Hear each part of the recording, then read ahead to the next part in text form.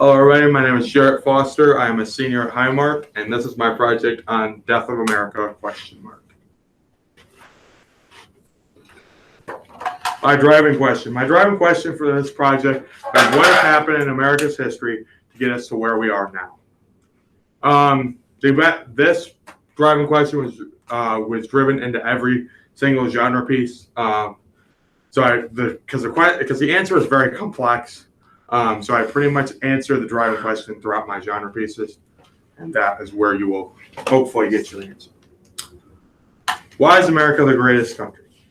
America is viewed and is the greatest country because we were built by great men and we're continued to be kept built by great men and women. The list could go on endlessly of the amount of men and women that have built this, continue to keep this country going. To do great things, whether you want to look at FDR and how he was able to bring us out of the Great Depression, whether you want to look at George S. Patton, arguably the best general to ever live, or even you look now at our leaders. There's great leaders from every generation to keep this great. Is America in a culture war? Yes, we are very much in a culture war. There is one side that is perceived as wanting to be very traditional, very stick to the Constitution and the Declaration of Independence, and those are the only two things that ever have mattered at all. And then you have one side that is perceived to want to completely rewrite the Constitution and completely rewrite the Declaration of Independence and almost create a new country. And somewhere in between is the actual truth. I don't believe that either side actually wants that. I believe that we need to actually have discussions and not argue. I do not believe that. I believe there are some people on both sides of the aisle that do believe those things, but I do not believe that that is the majority view. That one side wants to just go back. We're just going to follow the Constitution and the Declaration of Independence. That's it. And then there's, and then the other side just wants to completely rewrite everything. I do not believe that that is the majority view of both sides. Here are my genre pieces. My first one is about how Trump did more good than bad, breaking down his accomplishments by economic, keeping America safe, and then lastly, his campaign promises.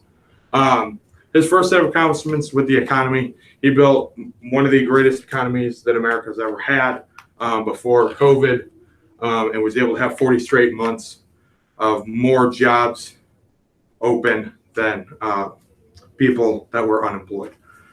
He was also able to raise the minimum income by $6,000, was able to create 7 million jobs, which is 3 times the amount that anybody perceived that he would do. While also being able to keep America safe, he was able to start discussion talks with China to be able to have discussions and get a better agreement with them made. Yes, maybe, in the short term, it was bad because of the tariffs, but in the long term, he was able to start a discussion there to get a better trade deal for us with China. And then lastly, being able to,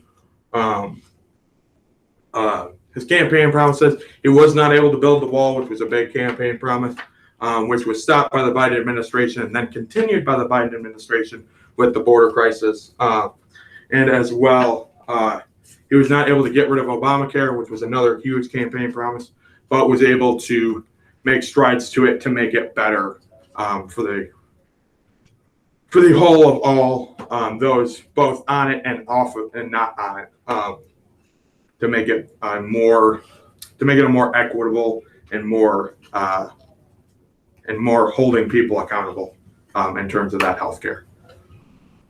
My second genre piece was about how traditional American parenting and dating is important to our children and everybody. Pretty much in this article, I break down how more people are getting divorced and how that's an issue. How there's more kids out of wedlock than there have ever been. The statistic was 10% in 1965, and that has risen up to 40% as of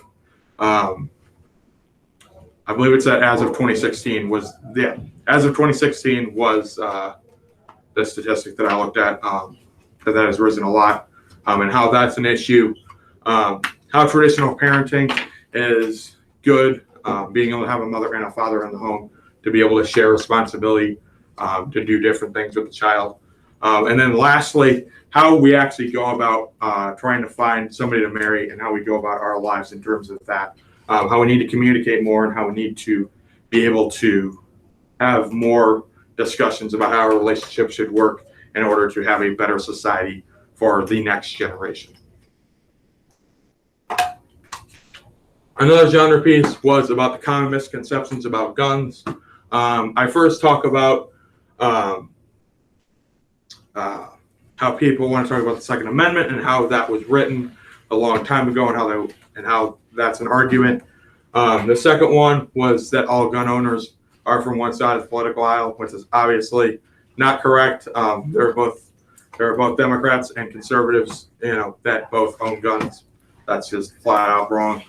Another one, the AR-15 stands for automatic rifle, when it actually stands for armament rifle. And then lastly, that more gun laws cause less deaths. The graph that I created does not show that.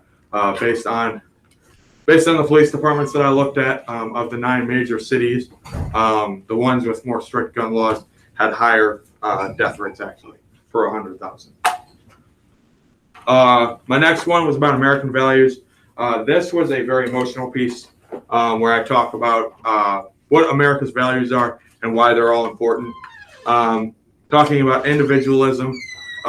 This country was built on individuals, and it's continued to be about individuals since the creation. Equal opportunity of people, freedom, democracy, and then finally, hard work and sacrifice. Without any of these, we do not have a country today. My last two, this one was about, is America still one nation under God? Pretty much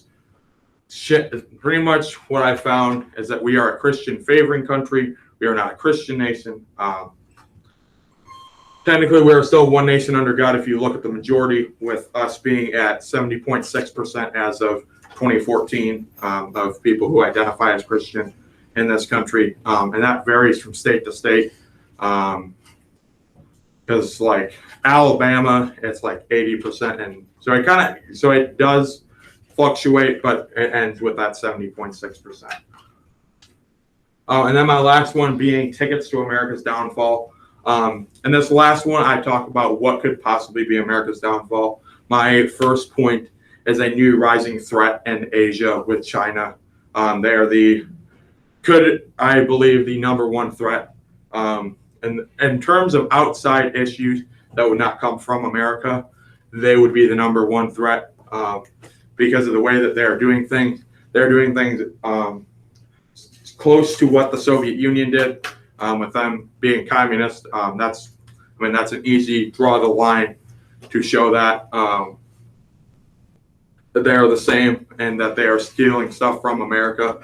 As I say in that piece, rob, replicate, replace. The second part of this being in that one is, second piece to that is talking about,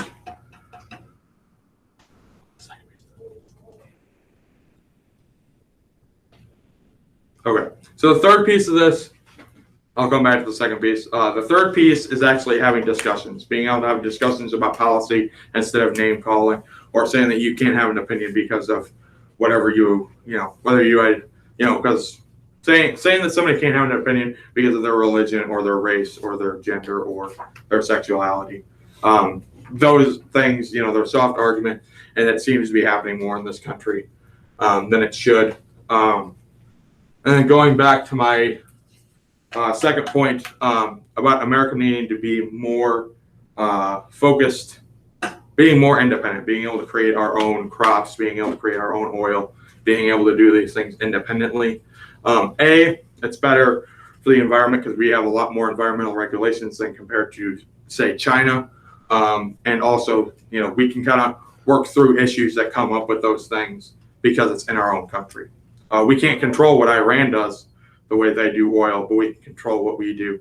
And same goes with China and how they ethically do their crops or their animals for meat, where we are more ethical in terms of that stuff. This is my sources part 1. Sources part 2. Thank you for watching. Any questions?